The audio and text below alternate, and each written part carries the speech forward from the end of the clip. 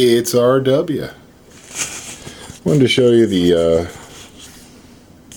sort of the aftermath of all the carnage ever since I put the brushless power plant in there from Troy over on RCC forums. It's yeah, it's crazy. It's a Sidewire short course truck ESC and brushless waterproof motor. It's insane. It's just killed so much stuff. I killed the first, I think it was the first 5. I went from something little $20 ESC like this to like a close to $200 setup just like that. It's crazy. And then yeah, these are like $20 servos, which work great if you don't beat the snot out of them, and they have brass gear, so they strip out instantly. So I killed this in 5 seconds.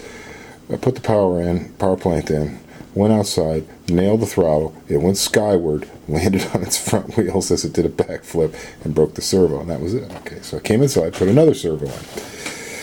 It was pretty dark, so I waited till the morning, and then I went out, and I drove it around, and I didn't break the servo for like the first battery pack. I was just driving around in circles, and spinning around on the gravel, and racing back and forth on the grass, just, you know, which is okay. I did some amazing wheelies. I was riding wheelies were like this. It was so cool.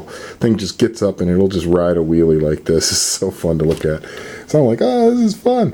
And then I bumped into something and it just destroyed the servo again. Right? Like that. So it would only steer in one direction. So I'm like, screw it. I'm just going to do some hill climbing. So, also, in the intermediary time, the receiver went bad, so I went to my Sanwa MT4 and Airtronics receiver. So I thought, well, what else can I break? You know, so I rode around a little bit, and then stripped out the locker and a stock axle. It was just a stock axle I just taken off an AX10 I have around here, and ended up having to put my deluxe fab modded axle housing with my VPNs and my locked up RC OT shafts and my locked up RC FI spool and new bearings and all that, and I put all that in there. The shifts hubs, gunner pins. This I feel is pretty indestructible. This is as indestructible as you can build an axial rear end. So without going to Vanquish Products metal parts like the Curry case and stuff.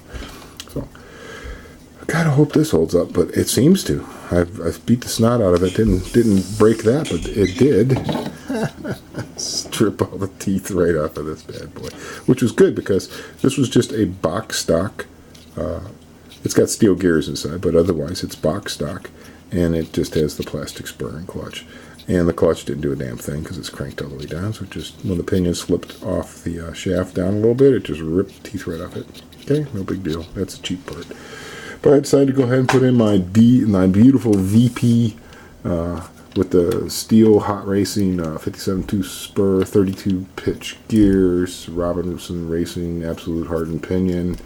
So now I'm running a 1357 ratio. It's insane. But I need a servo. Well, my buddy Rich is going to take care of my buddy Rick.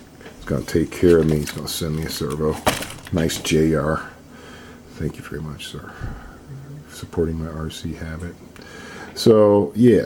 And I just wanted to talk about the pig because I know it might put some people off. Because if you guys are into scale realism and you're into having like a little Jeep or a little FJ or something, this is just ridiculous. And you're like, what the hell was the thinking process behind this? Why would you do this? Why would you drive around like this? It's like going out and it's like Weird Al Yankovic's I'm tacky kind of thing, you know, where he wears the tacky clothes, and you're like, why would anybody dress like that? I didn't do this on purpose. I swear to God. It was just I broke stuff, and I broke the other body, and I wanted to put a body I could make myself, and I folded up some paper, and I folded up some plastic. And then I'm like, I didn't want to paint this because it always gets scratched and always falls apart. So I put this 3M crap on it that I had laying around from my buddy Spitz. He gave it to me. And I put that on it. And it's not because I love purple. I mean, I have no particular affinity for purple. It's what I had laying around. So I had Lexan, I had some purple 3M, so I did that. And then I realized, wow, man, this isn't going to work unless I put some sort of belly pan on it. So I folded up some aluminum belly pans. I had some scrap aluminum I had, put them on. This holds the battery in place because I was having problems with that. And then the motor was getting super, super hot. So not this motor, but another motor I had. So I put vents in it. I cut a hole in the top of this part of the tub, and then I've meshed this so that it gets some airflow, you know. And so one thing led to another. So now you got this thing that the reason it has a snout is to protect the servo. That's the whole purpose of this. So that when you take a tumble, the snout takes the beat instead of the servo. I was thinking on this. And the whole reason for this is empty. There's nothing in this. It's just dead empty. And the whole purpose of that is just so that it has something to rock back and forth on when you get upside down. You can rock back and forth and get back up on your wheels. Or, if you're lucky, and you flop over on your side like this, you put your wheels in contact with the earth, you can cyclone yourself back up onto all fours. So, it's cheap. It's what I had. It's just, I made the tub exactly this size because that's as big as a piece of plastic as I had. It's like, this is as big as I can make it. And then I put a snout on it. I don't know, man. It just happened. And you know what? The kind of rigs that just happen are the ones that I love the most, you know. Because you can have something like this where you think, oh, yeah, I'm going to make this and that and all. And I'll tell you what, you will be pulling your hair out just trying to do the simplest thing because you're trying to force it. But with something like this, because you just don't care, and you know, it's broken, I want to go play with it. What can I do next? You know, I'll slap this on, I'll slap that on it. And pretty soon, it's a very competent rig. It just looks ridiculous, but it's very, very competent, very capable. And there's, you know, I've broken a lot of stuff on it, but I don't think I'm going to break the rear axle. I don't think I'm going to break the drive shaft. I don't think I'm going to break the transmission. I think I'm going to break the stock locker in here and have to replace that with a spool. And then I think I'm going to snap these old universals and I'm going to have to replace them. That's no big deal. I'm pretty much counting on that happening.